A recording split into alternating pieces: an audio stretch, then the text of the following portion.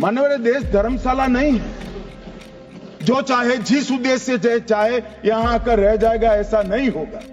मैं सदस्यों को कहना चाहता हूं, निर्णय कांस्टेबल कक्षा का अधिकारी तो इस देश में फांसी की सजा वाले क्रिमिनल कानून का इन्वेस्टिगेशन भी एक हेड कांस्टेबल ही करता है। मान्यवर, तो फिर हम सबको भी क्या अधिकार प्राप्त? जो घूस कराते हैं, पहले असम से भी आते थे जब कांग्रेस की सरकार, अब बंगाल से आते हैं टीएमसी की सरकार, घूस कराते हैं। इनको आधार कार्ड दादा कौन देता है? नागरिक कहां के बने हैं? कहां के बने हैं?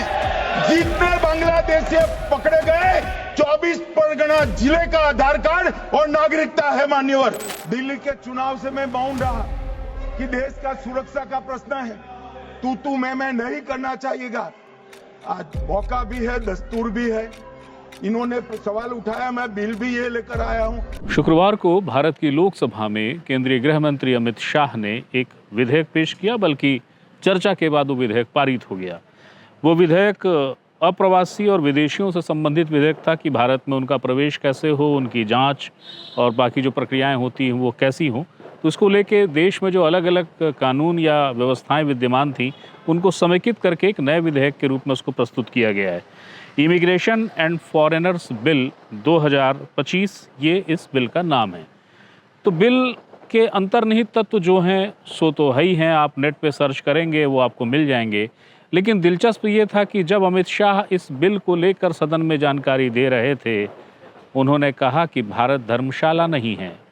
सदन में चर्चा करते हुए विपक्ष के आरोपों का जवाब देते हुए उन्होंने बताया कि इस देश में एक सिपाही और एक हवलदार की भी ताकत क्या होती है, और सबसे अहम ये कि बार बार जो बांग्लादेशियों के शरणार्थियों का जो घुसपैठियों का मुद्दा उठता है, उसको लेके सदन में बहुत आक्रामक तरीके से उन्होंने पश्चिम बंगाल सरकार की व्यवस्थाओं को लेके प्रश्नांकित किया, सवाल खड़े किए, तेवर बहुत आक्रामक थे।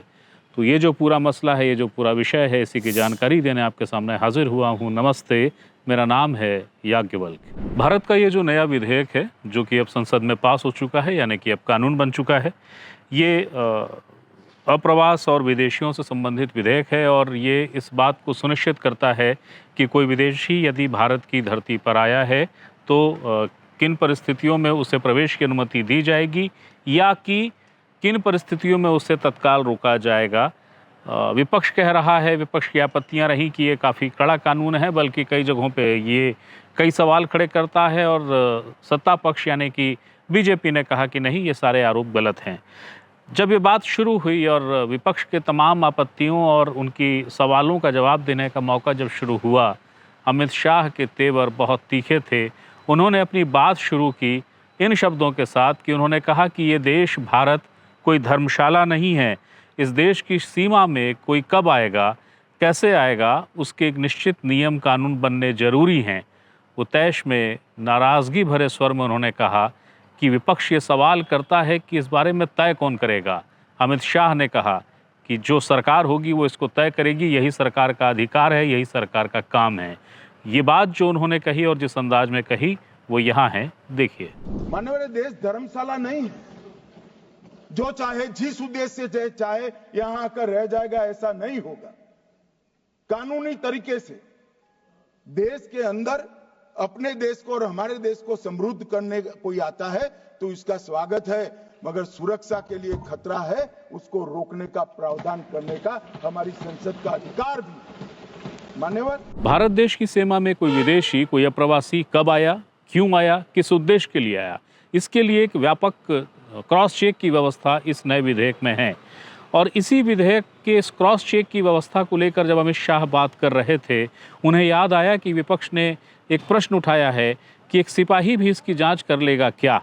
और तब उन्होंने ये देश की संसद में कहा कि आप जिसे सिर्फ कांस्टेबल या हेड कांस्टेबल कह रहे हैं, और इस बात की व्यवस्था में जो इनकी भूमिका है जांच करने की, चेक करने की, इस व्यवस्था को लेके जो आप प्रश्नांकित कर रहे हैं, तो आपको याद होना चाहिए इस देश की कानून व्यवस्था में एक हेड कांस्टेबल को इस बात का अधिकार है, वो जांच करता है उस मामले की भी जिस मामले में फांसी की सज़ा होती है।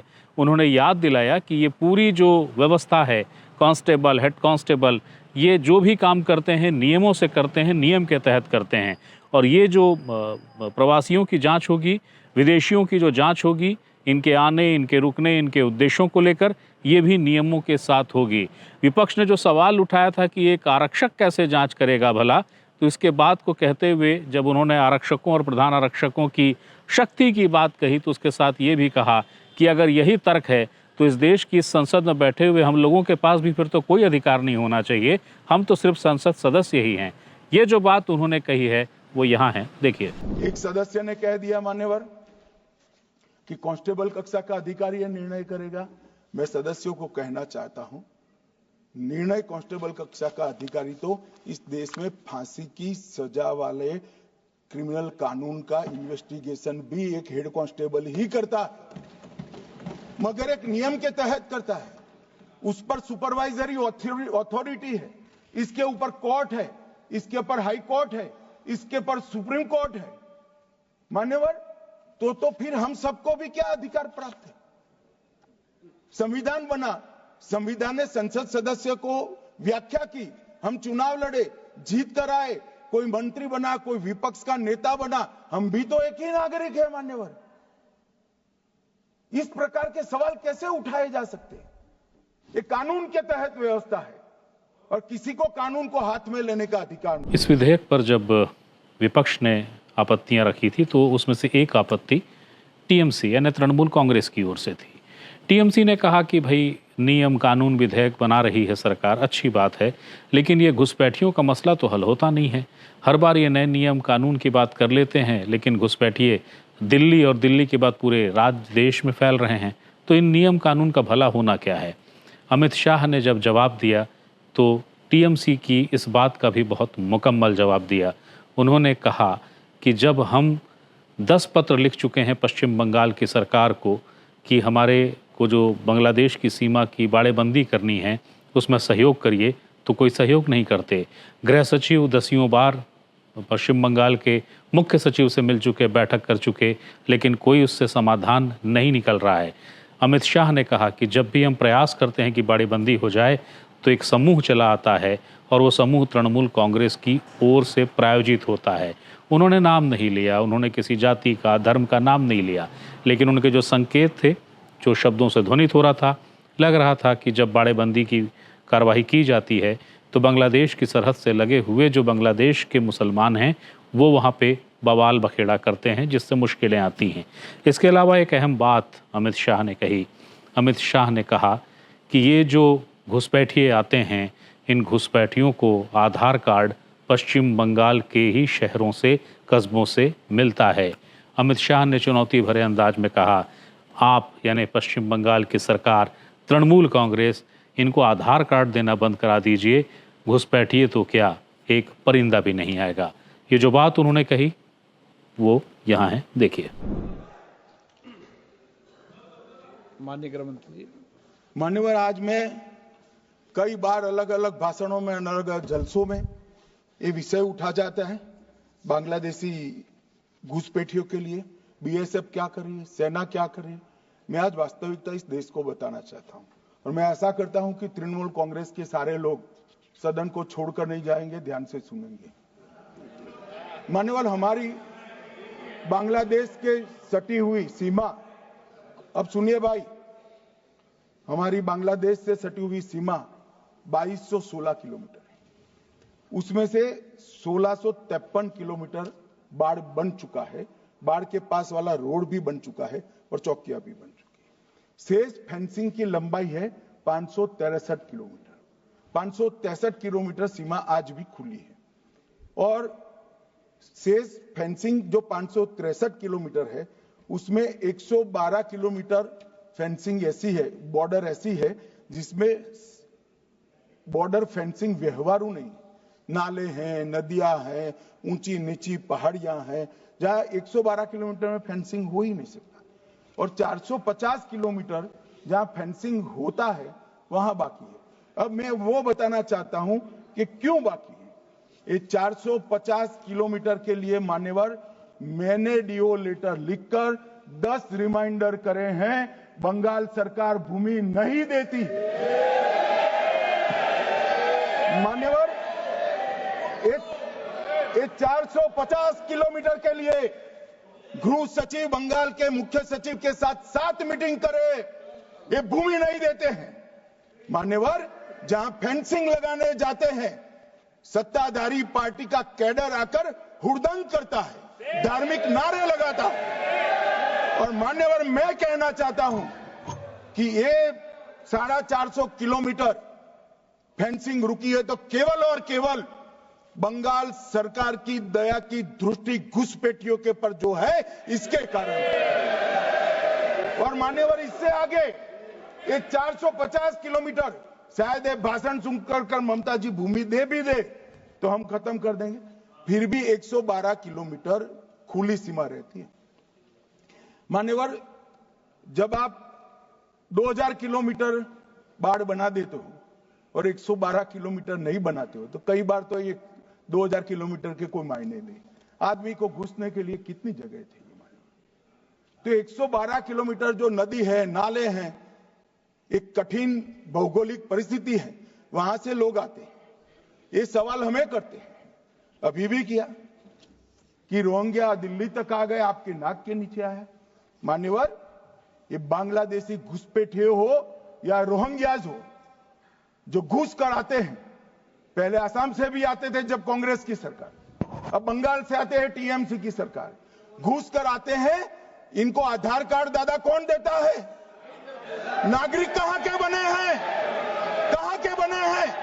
जितने बांग्लादेशी पकड़े गए 24 परगना जिले का आधार कार्ड और नागरिकता है मान्यवर। और ये जो आप आधार कार्ड इश्यू करते हो, वो आधार कार्ड लेकर, वो वोटर कार्ड लेकर ये दिल्ली तक आते हैं। आप उनको आधार कार्ड इश्यू न करो, आदमी क्या परिंदा भी पैर नहीं मार पाएगा। और दादा, ये सब चीजें भी लंबे समय चलनी नहीं है। 26 में चुनाव है, बंगाल में कमल खिलेगा और पूरा बंद होगा। मान्यवर,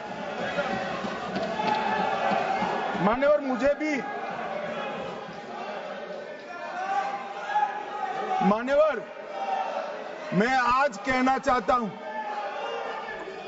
दिल्ली के चुनाव से मैं मौन रहा कि देश का सुरक्षा का प्रश्न है, तू मैं नहीं करना चाहिएगा। आज मौका भी है, दस्तूर भी है।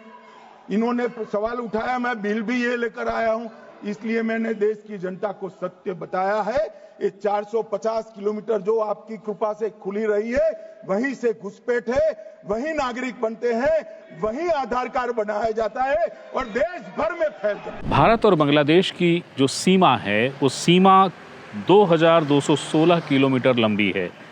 देश की संसद में अमित शाह यही बता रहे थे कि सीमा को बाड़ लगाने, रोकने और सील कर देने की जो व्यवस्था है, आखिर उसमें अवरोध कौन बन रहा है। अमित शाह ने कहा कि ये बात तो मैं दिल्ली चुनाव के समय भी कह सकता था, लेकिन विषय देश की सुरक्षा और तमाम चीज़ों का है, उसको मैं आरोप प्रत्यारोप में नहीं लाना चाहता था। लेकिन मैं चाहता था कि देश इस बात को जान ले कि आखिर तृणमूल कांग्रेस हमारे कई डीओ का जवाब नहीं देती, हमारे गृह सचिव प्रमुख से, वहाँ के मुख्य सचिव से मिल रहे हैं मगर कोई रिस्पांस नहीं मिलता। और जब भी हम ये कोशिश करते हैं कि हम बाड़ लगा लें, हम वहाँ पे बैरिकेड बांध दें, सीमा को सुरक्षित करने की कोशिश करें, तो सत्ताधारी पार्टी के लोग आकर हुड़दंग करते हैं। फिर बता दूं, उन्होंने कोई धर्म, कोई जाति की बात नहीं की, लेकिन जो संकेत थे, जिस स्वर और जिन शब्दों का इस्तेमाल अमित शाह कर रहे थे, उससे साफ संकेत मिल रहे थे कि ये बात मुस्लिम तबके के लिए है, खासकर वो तबका जो बांग्लादेश से संबंध रखता है। इस आरोप के साथ अमित शाह ने बात कही है कि तृणमूल कांग्रेस उन्हें समर्थन देती है, संरक्षित करती है। तो एक अहम सूचना थी, एक अहम जानकारी थी जो आपको देनी जरूरी थी, क्योंकि हर सूचना और हर जानकारी पे अधिकार सिर्फ आपका है, मैं सिर्फ माध्यम हूँ। फिर कोई सूचना होती है, फिर कोई जानकारी होगी, वो देने आपके सामने फिर हाजिर होऊंगा। तब तक के लिए प्रणाम।